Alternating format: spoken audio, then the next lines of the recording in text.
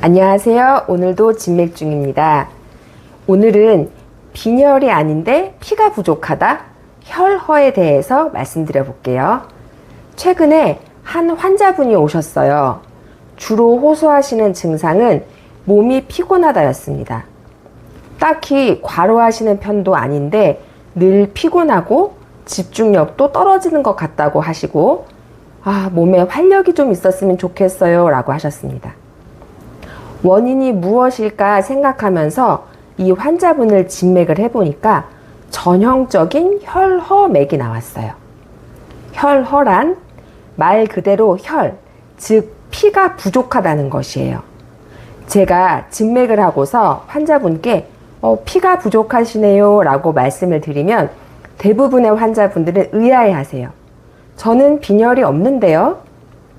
네, 그 혈허란 빈혈과 일부 겹치는 경우도 있지만 빈혈이 아닌 경우에도 혈허에 해당할 수가 있습니다. 피가 부족하다라고 할 때 그 피는요, 적절한 역할을 할 수 있는 좋은 피를 말합니다. 혈액 검사했을 때 빈혈이 나오지는 않았지만 실제로는 우리 몸의 여기저기에서 제 역할을 할 수 있는 좋은 피가 충분하지 않은 상태가 바로 혈허입니다. 혈허맥은 어떤 모양으로 나올까요?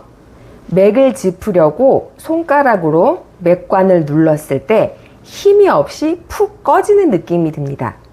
그 안에 좋은 내용물이 별로 없는 거죠. 혹은 맥관의 넓이가 좁습니다. 마찬가지로 혈액이 충분하지 않기 때문에 맥관이 좁게 느껴질 수가 있는 겁니다. 혹은 맥의 위쪽으로 둥둥 하면서 제 손가락을 다소 치는 맥이 나오는 경우도 있습니다.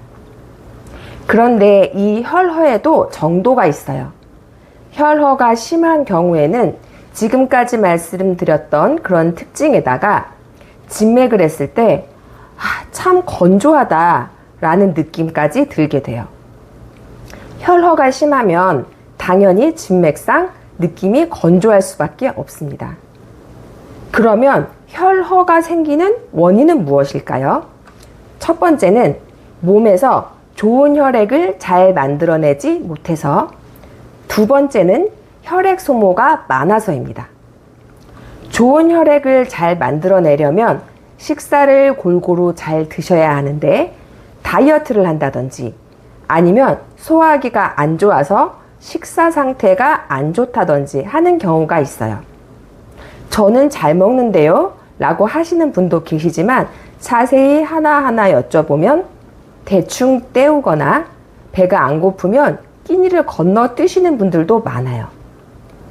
두 번째로 혈액 생산은 잘 되는데 소모가 많은 경우를 말씀드릴게요. 현대인의 생활 습관을 보면 혈액 소모가 많습니다. 이 정신을 쓰는 것이 다 혈액을 많이 쓰는 것이고요. 잠을 적게 자는 것도 혈액을 소모시킵니다. 또 스트레스를 많이 받는 것도 마찬가지로 혈액을 소모시켜요. 그러면 혈허이신 분들은 어떤 증상이 있을까요? 첫 번째, 쉽게 피곤해집니다. 뭘 조금만 해도 피로하고 신경을 좀 쓰고 나면 지쳐버려요. 두 번째, 가슴이 두근거립니다. 숨차는 운동을 한 것도 아닌데 나도 모르게 한 번씩 가슴이 두근두근해요. 이거는 부족한 혈액을 심장이 신체 곳곳에 운반하기 위해서 더 무리하기 때문에 나타나는 증상입니다. 세 번째로는 피부가 건조하고 모발이 푸석푸석합니다.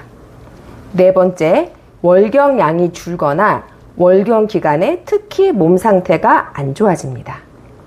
다섯 번째, 집중력이 떨어집니다. 뇌로 충분한 혈액 공급이 안 되기 때문이죠. 여섯 번째, 이유 없이 관절 여기저기가 시큰거립니다. 이것 또한 혈액이 부족해서 근육과 관절에 영양이 덜 가기 때문입니다. 그러면 이렇게 혈허이신 분들의 치료는 어떻게 할까요? 혈허가 된 원인은 각 개인마다 다르기 때문에 그 원인별로 처방을 냅니다. 소화기가 안 좋아서 좋은 혈액을 잘 만들어내지 못한 분이라면 소화기 치료를 해주고요. 혈허 상태가 심하다면 소화기 치료에다가 바로 혈액을 보충해 줄 수 있는 보혈제를 씁니다. 보혈제로는 예를 들어서 숙지황, 당귀 이런 약재들이 있습니다. 다음으로 혈액을 만들어내는 것에는 문제가 없는데 혈액을 꾸준히 과하게 소모하고 있는 분이라면 보통은 스트레스 혹은 신경이 과민하여서 다른 사람보다 머리를 2~3배 정도 쓰시는 분들입니다. 이런 경우는 신경 과민도를 낮춰주는 약을 반드시 써야 하고요. 여기에 보혈제를 추가합니다. 혈허 상태는 단기간에 만들어진 병이 아니에요. 따라서 치료 또한 장기적으로 봐야 합니다. 최소 3개월 정도의 치료 기간이 필요합니다.